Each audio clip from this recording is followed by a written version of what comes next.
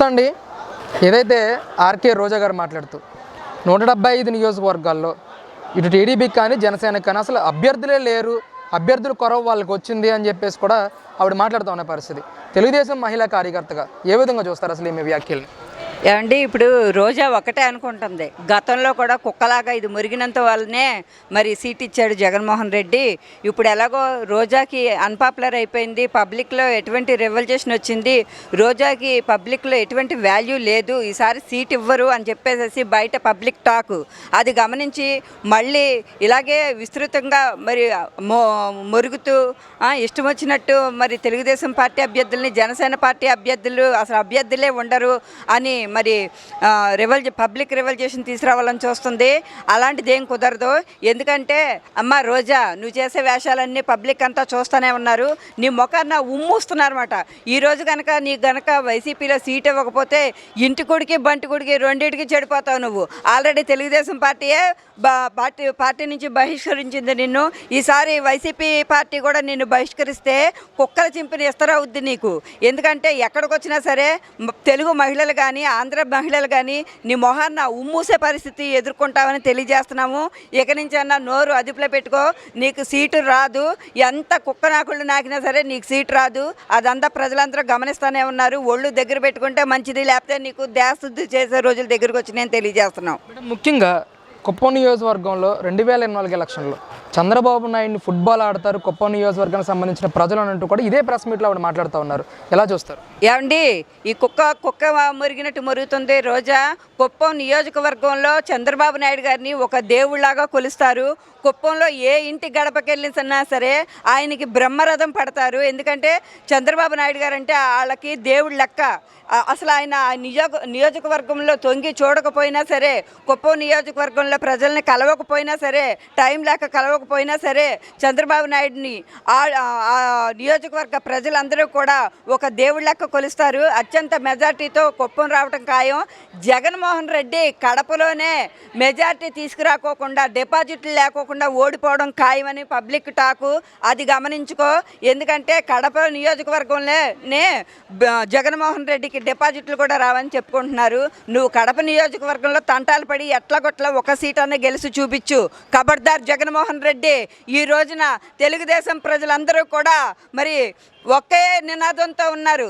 ఎందుకంటే ఏపీ మొత్తం ఒకటే నినాదం, చంద్రబాబు నాయుడు గారు సీఎం రావడం ఖాయం, లోకేష్ బాబు గారు మంగళగిరి నియోజకవర్గంలో ఎమ్మెల్యేగా రావటం ఖాయం అని ప్రతి ఒక్కళ్ళు కూడా గమనిస్తున్నారు.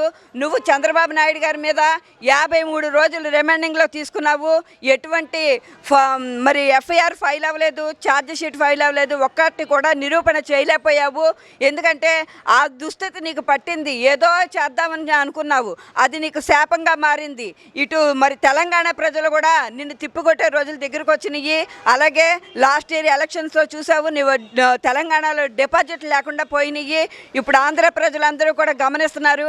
ఆంధ్రాలో కూడా నిన్ను తరిమి కొట్టే రోజుల దగ్గరకు వచ్చినాయి. నీ జాతకంలో తిప్పికొట్టే రోజుల దగ్గరికి వచ్చినాయి అని అందరూ చెప్పుకుంటున్నారు. ఇప్పుడు ఆళ్ళ రామకృష్ణారెడ్డి ఒక నిదర్శనం.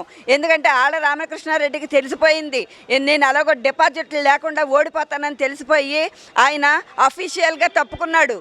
మంగళగిరి నియోజకవర్గంలో ఎమ్మెల్యేగా అఫీషియల్గా తప్పుకున్నాడు. తను ఉన్నా సరే, టైం ఉన్నా సరే, నాకు వద్దురా బాబు, నీ వల్ల నా పేరు కూడా పోయేటట్టుంది, ప్రజలందరూ కూడా నా మొహాన్ని ఉమ్మూసేటట్టున్నారని చెప్పేసి పక్కకు తప్పుకున్నాడు. అలాగే అందరూ కూడా నీ ఎమ్మెల్యేలు ఎంపీలు కూడా ఒక్కొక్కళ్ళు జారుకొని తెలుగుదేశం పార్టీలో జాయిన్ అవటం నువ్వు చూస్తూనే ఉన్నావు. అదే తథ్యం. ఎందుకంటే తెలుగుదేశం పార్టీకి 175కి 175 సీట్లు రావటం ఖాయం. నువ్వు గాలివాటానికి ఉప్పులాగా కొట్టుకుపోవడం ఖాయం అని తెలియజేస్తున్నాము. ముఖ్యంగా ఈరోజు రాష్ట్రంలో ఆడుదాం ఆంధ్ర అనే కార్యక్రమాన్ని నిర్వహిస్తూ ఉన్నారు. నిన్న అట్టహాసంగా జగన్మోహన్ రెడ్డి గారు కానీ, బైరెడ్డి సిద్ధార్థ రెడ్డి కానీ, రోజా కానీ వీళ్ళందరూ కూడా ప్లే ఆడి కార్యక్రమాన్ని స్టార్ట్ చేయడం జరిగింది. అసలు ఈ ఆడదాం ఆంధ్ర కార్యక్రమంపై ఏమండి, ఆడదాం పాడదాం అనే కార్యక్రమం ఇంకా ఆటలాడుకోవడమే, ఆడు బతుకు కుంటాట్లాడుకోవడమే. చెమ్మచక్కలో కుంటాట్లాడుకోవడమే. ఎందుకంటే ఎలాగో సంక్రాంతి వచ్చినాయి, అలాగే ఇంకా సంక్రాంతి ఆటల పోటీల్లో కుంటాట్లాడుకుంటూ చెమ్మచక్కలాడుకుంటూ ఆడవాళ్ళ మధ్యలో ఈ రోజా ఈడు గంతులు వేసుకుంటూ కుంటాట్లాడుకోవడం ఏడు బతుకు. ఆంధ్ర రాష్ట్ర ప్రజలందరూ తరుం కొడుతున్నారు. అలాగే ఏపీ ప్రజలు కాకుండా ఇతర దేశాల ప్రజల్లో కూడా ఇన్ని దుమ్మెత్తిపోతున్నారని తెలిసింది. ఎక్కడ స్విట్జర్లాండ్కో ఏదో దేశం వెళ్ళిపోయి, నా మారుమూల దేశం వెళ్ళిపోయి కుక్కలాగా బతికే రోజులు వీడికి దగ్గరకు వచ్చి నేను తెలియజేస్తున్నాం. ఆంధ్ర రాష్ట్ర ప్రజలైతే ఉప్పినలాగా ఉక్రోషంతో ఉప్పొంగిపోతున్నారన్నమాట. ఈయన ఎప్పుడు తరిం కొడదామా అని చెప్పేసి ఈడు చేసే అరాచకాలు అన్యాయాలు ప్రతి ఒక్కళ్ళు గమనిస్తూనే ఉన్నారు. ఇక నుంచి అయినా సరే సర్దుకొని తట్టబుట్ట ఎటగట్టి వెళ్ళిపోవడం ఖాయం. మేడం, గత ఎన్నికల్లో జగన్మోహన్ రెడ్డి గారికి ఎన్నికల వ్యూహకర్తగా పనిచేసిన ప్రశాంత్ కిషోర్ ఈరోజు చంద్రబాబు నాయుడు గారిని కలవడానికి కూడా వైసీపీ నాయకులందరూ కూడా తీవ్రమైన విమర్శలు చేస్తూ ఉన్నారు. మేము విసిరేసిన వ్యక్తిని టీడీపీ వాళ్ళు చేజెక్కించుకుంటా ఉన్నారని చెప్పి కూడా పెద్దిరెడ్డి రామచంద్రారెడ్డి కానీ వైసీపీ నాయకులు కానీ తీవ్రమైన ఆరోపణలు చేస్తున్నారు. దీనిపై మీ అభిప్రాయం? ఎవరు? అలాగేనండి, ప్రశాంత్ కిషోర్ గారు ముందు ఫ్యూచర్ తెలిసిన వ్యక్తి కాబట్టే, ఎందుకంటే వైసీపీ ప్రభుత్వం ఓడిపోతుంది, డిపాజిట్లు లేకుండా వైసీపీ ప్రభుత్వం ఉప్పెనకి కొట్టుకుపోతుందని తెలిసి తెలుగుదేశం పార్టీకి మరి వచ్చారు. సగౌరవంగా మేము కూడా ఆహ్వానించాము ఆయన్ని. ఎందుకంటే ప్రశాంత్ కిషోర్ రెడ్డి గారు చాలా నాలెడ్జ్ ఉన్న వ్యక్తి, అలాగే ఎన్నో అనుభవాలు ఉన్న వ్యక్తి కాబట్టి ఇక నుంచి తెలుగుదేశం పార్టీకి కూడా కీలకమైన పాత్ర పోషించి తెలుగుదేశం పార్టీని ముందుకు నడపడంలో ఆయన వంతు పాత్ర నిర్వహించడానికి సిద్ధంగా ఉన్నాడు. ఈ వైసీపీ ప్రభుత్వం అవాకులు చవాకులు పేలుతుంది.